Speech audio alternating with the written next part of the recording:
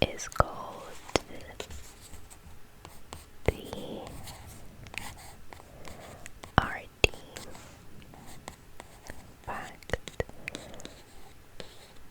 book. It's tiny. I got it from Tate when I went to Cezanne's exhibition at the beginning of March, and it was in their little shop. At the back it says which artist created over 900 paintings in his lifetime. What is vomit painting? I don't want to know that. How much do you know about art? How much do you know about artists? Get ready for some awesome and very arty facts by Gary Panton. I was doing some scribbles here while I was painting something. And again we have the same title, the Artifact book. I traced the title again, I think. Let's start. Welcome to Artifacts. You can see art everywhere you go. It's in galleries and museums, but it's also in your home, in parks, in schools, and libraries, and even on the street. But how much do you know about the art that surrounds you? There are amazing stories behind some of our best-known paintings, and also some of our least known. Some works of art are created by wacky geniuses and others by dark, dormant talents. Some artists have become even more famous than the work they created because of the weird and wonderful methods they used. Where else but the art world can you find secret codes, Peter Peeves, sneaky heists, mysterious meats, and even some very talented animals? Get ready for some awesome and very arty facts. Did you know, for almost as long as there has been humans, there has been art? One etching of zigzag pattern found on a clamshell is over 500,000 years old, and some scientists think it's the earliest piece of art ever discovered. Our prehistoric ancestors used to create cave paintings of the animals they hunted. As there was no point in those days, they'd use everything from clay, charcoal, animal fat, and even blood to make different colors.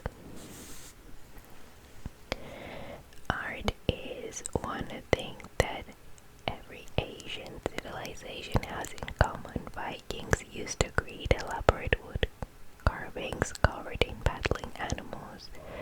Romans would make highly detailed busts of their celebrities, and the Egyptians made beautiful statues out of solid gold. A bust is a sculpture of a person's head and shoulders. You probably have seen busts in your local museum or gallery. It seems crazy now, but art even used to be part of the modern Olympic Games. Up until 1948, Olympians competed for medals in events including painting, sculpture, and music. Peculiar portraits. A portrait is any piece of art showing another person, usually from the shoulders up.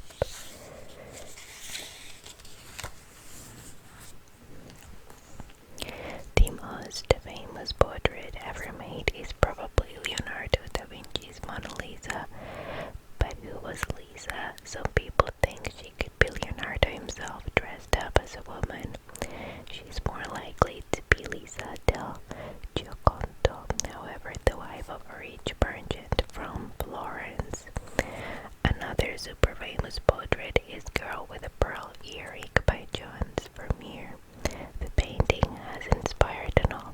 even Hollywood movie star Scarlett Johansson from the Avengers. In 1871, artist James Abbott McNeill Whistler painted a portrait of his mom. He called it Arrangement in Grey and Black. No, but today is mostly known as Whistler's mother. It has featured in The Simpsons and the movie Cloudy with a Chance of Meatballs too, and was even once destroyed by Mr. Bean. Just trying to reread this. Got it in Grey and Black. No, number 1. Okay. So it was Arrangement in Grey and Black, number 1.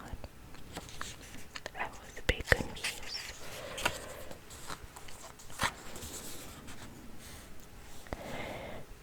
When artists make portraits of themselves, it's called self-portrait. Self-portraits are the original selfies a chemist called Robert Cornelius took. What has been called the first ever selfie in 1839 by setting up a camera and running in front of it. If you want to know, you can see some scribbles in the book. It's because I tried to refilm the video and I don't know what happened, so I decided to refilm it now.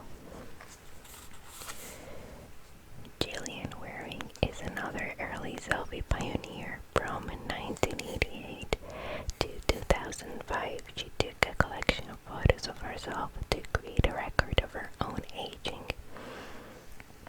More recently, she created digital images, imagining how she might look in old age. Lots of famous people from history have had their portraits painted. Franklin D.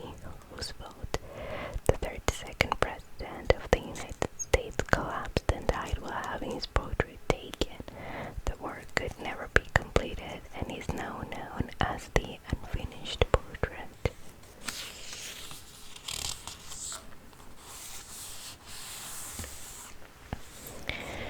Vincent van Gogh. Vincent van Gogh lived during the 1800s and is still one of the world's most famous artists. But did you know these artifacts about his life? As well as being a talented painter, Vincent also loved to write. In a time before emails and messaging, he wrote over 800 letters to family and friends, most of them to his brother Theo. Van Gogh worked on his famous painting The Starry Night while staying in a psychiatric hospital in the French town of Saint-Rémy-de-Provence. A wing of the hospital is now named after him. How busy are you? Probably not as busy as Van Gogh. He created over 900 paintings and over 1,000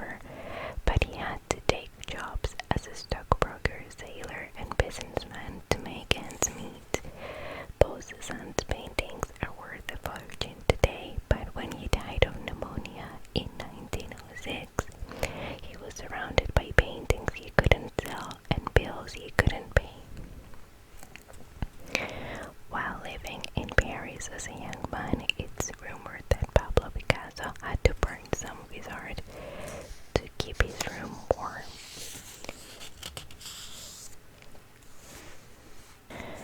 Jenny Saville became the highest-selling living female artist in 2018 when her painting Prompt 1992 sold for $12.4 million.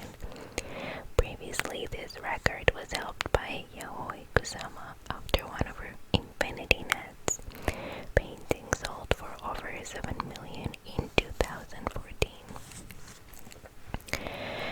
When French artist Henri de Toulouse-Lautrec, he's my favorite from Art Nouveau, didn't just suffer financially. Throughout his life, he had health problems and was teased because his legs stopped growing in his early teens, and he remained just 4.4 feet 8 inches, which is 142 centimeters tall. Johannes Vermeer, who painted The Girl with the Pearl Earring, had to borrow money throughout his life and left his family in debt when he died in 1675. Over 300 years later, and his pictures are some of the most valuable in the world. As a young man, the great artist Michelangelo buried one of his own sculptures in earth so that it looked older and therefore more valuable. The person who bought it eventually found out he'd been tricked, but let Michelangelo keep the cash because he liked the sculpture so much. We have Paul Cézanne. Of course, not all great artists had cash problems. French great Paul Cézanne came from a wealthy banking family and was left a whopping inheritance from his father, who had wanted his son to become a lawyer. Do you know that a still life, what a still life is? It's a painting that shows a collection of or display of items such as fruit and flowers. Cézanne painted lots of them, and he was reported. He once said of his work, "I want to astonish Paris with an apple." Tragically, it was Cézanne's dedication to work that killed him. After attempting to work outdoors for hours during a storm, he collapsed and died of pneumonia a few days later.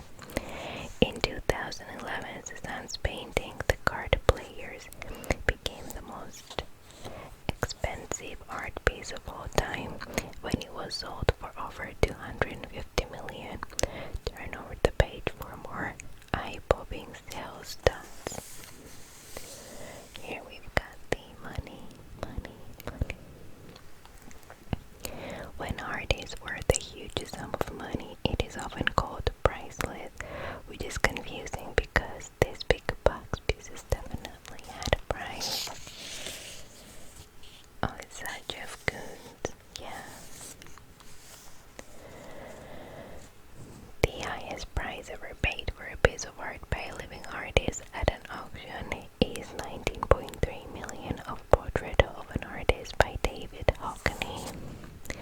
The previous record was $58.4 million for Jeff Koons' Balloon Dog Orange. Despite the name, it's not an actual balloon dog, but a sculpture made from stainless steel.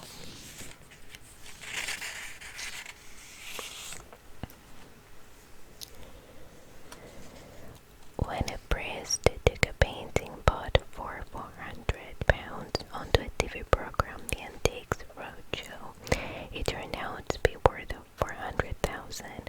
It was a portrait by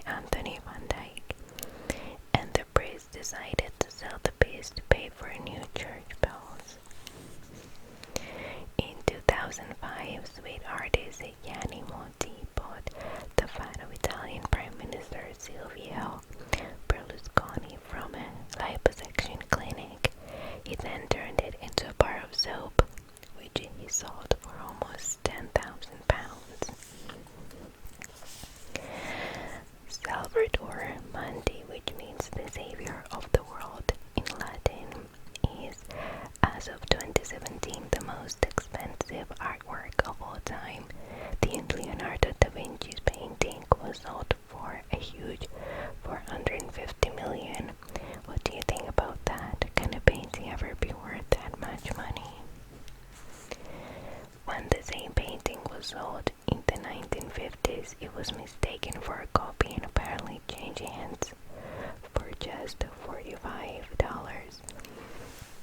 You know, I think there was a time in France where police only used to take fingerprints for the left hand or the right hand, I don't remember which one, and somebody had stolen Mona Lisa, and it took them how many decades from a museum, and it took them how many decades to find the person who took it, because he was either left-handed or right-handed, and they couldn't find his through fingerprints, something like that. Look it up, but it was quite interesting to read.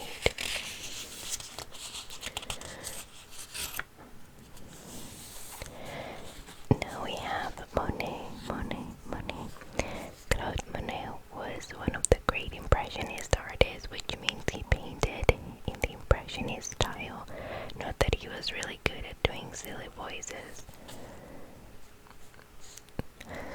I mean, it's the commentary that makes it, you know. Monet's father disapproved of his career choice as an artist. He wanted him to become a grocer. Monet started out as an artist in the same way that lots of kids do, by doodling drawings of his teachers.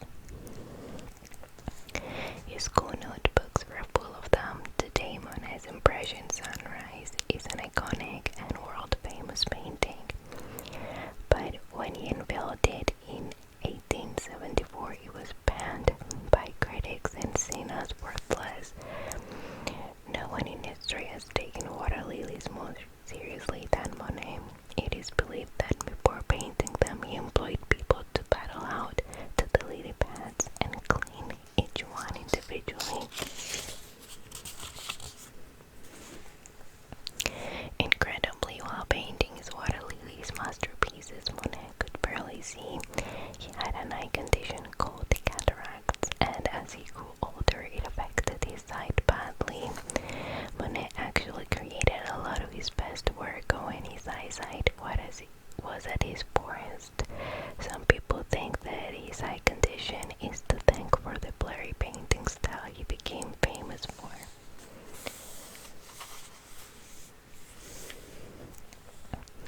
Hot property. When art is worth a lot of money, it is often targeted by robbers. That's why galleries always need to have security guards. That's the one. When the Mona Lisa was stolen in 1911, one of the main suspects was another famous artist, Pablo Picasso. He was even arrested but was later cleared of the crime and released. The actual robber turned out to be Vincenzo Perugia. And how did he carry out his master plan? He simply strolled into them, he said to do. The gallery that owns the Mona Lisa in Paris lifted the painting off the wall, took it out of the frame and walked out of the building.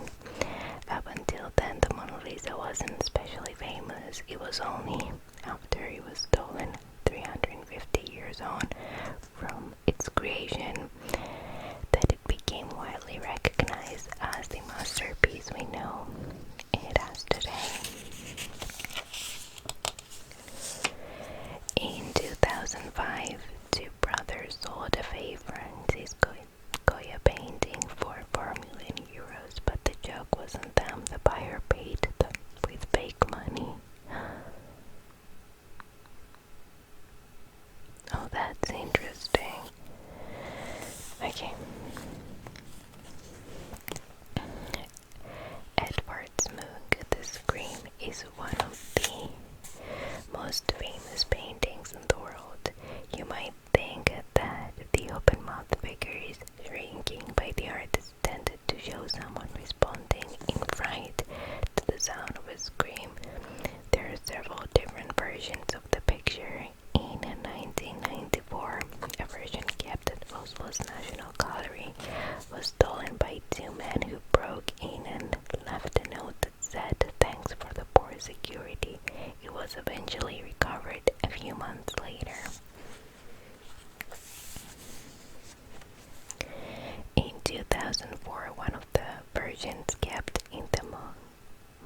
museum was also stolen, and 6 men were charged with the robbery, but it took 2 years for the painting to be found. While some have tried to sneak paintings out of galleries, one artist was successful in smuggling one in.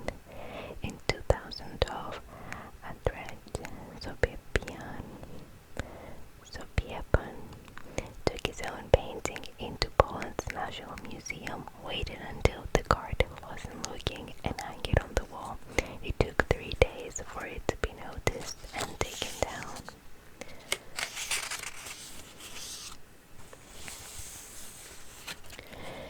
Prankster painters. Do you love a good prank? Then this could be the artifact for you. During the 1920s, American author Paul Jordan Smith pretended to be a Russian artist called Pavel Jordanovich. He made up his own spoof art style, got his work into exhibitions, and even earned the praise of critics.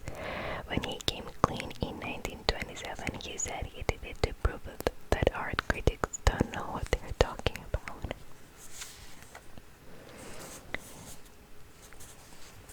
In 1952, or maybe he was a good artist. In 1952, illustrator Hugh Troy placed an advert in a newspaper offering his services as a ghost artist. Too busy to paint, call him the ghost artist, we painted, you sign it, said the ad. Of course, it was turned to be a hoax. Author William Boyd didn't just create prank art, he created a whole prank artist. He wrote an autobiography of the completely made up Nat Tate, whose name is a combination of National Gallery and Tate. David Bowie, who was in on the joke, even held a lunch party for the book on April Fool's Day, of course.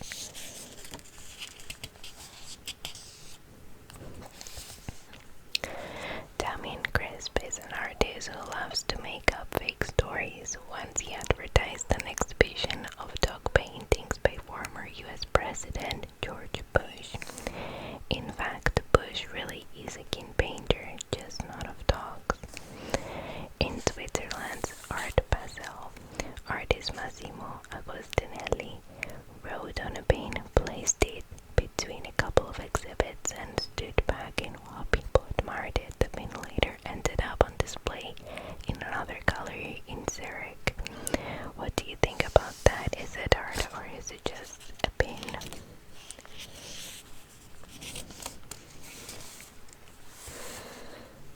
Doug and Mike are two pranksters who pretend to be art. They've been known to walk into galleries, stand still against the wall, and wait for the art-loving crowd to gather. While making his TV series Who is America, British comedian Sacha Baron Cohen pretended to be an ex-prisoner who painted with his own no. He even showed the paintings to an art expert who later confirmed that the art stunk.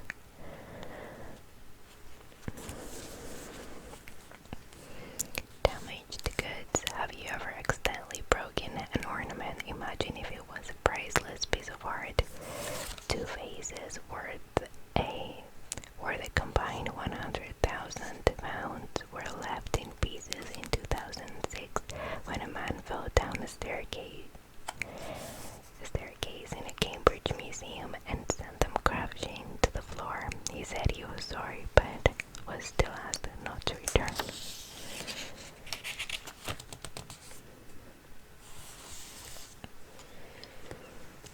In 2014, a man in Ireland was sent to jail for punching a hole in a Claude Monet painting worth nearly $8 million.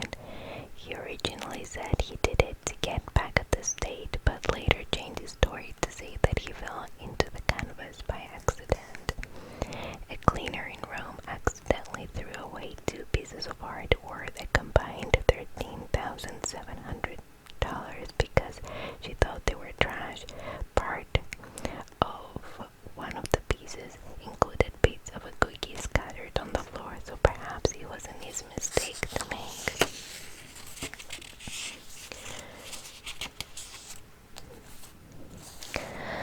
Sometimes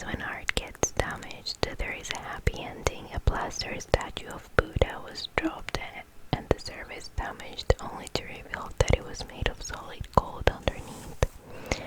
Le Baton, a painting by Henri Matisse, wasn't damaged, but it wasn't treated as well as it could have been either. It hung upside down at New York's Museum of Modern Art for over 1 month before everyone noticed and put it the right way. Hans Joachim Bockleman was a vandal who made a lifetime's work out of wrecking valuable art. It's thought that he caused more than 138 million euros worth of damage up until his death in 2009. An art collector was awarded £350,000 in damages after a storage company mistook an Anish Kapoor sculpture for rubbish and threw it in the bin.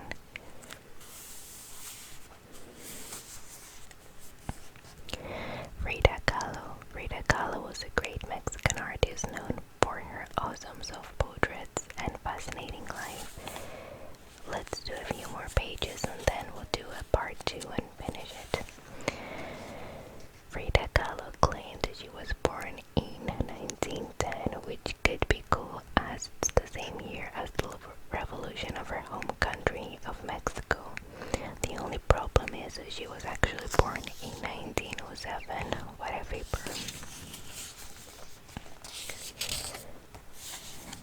Kahlo had some really bad luck. As a child, she had the disease polio, which left her with one leg much thinner than the other.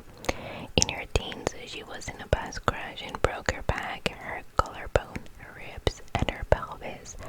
Then, in later life, she had to have one foot amputated because of gangrene. She even turned up at her first solo exhibition in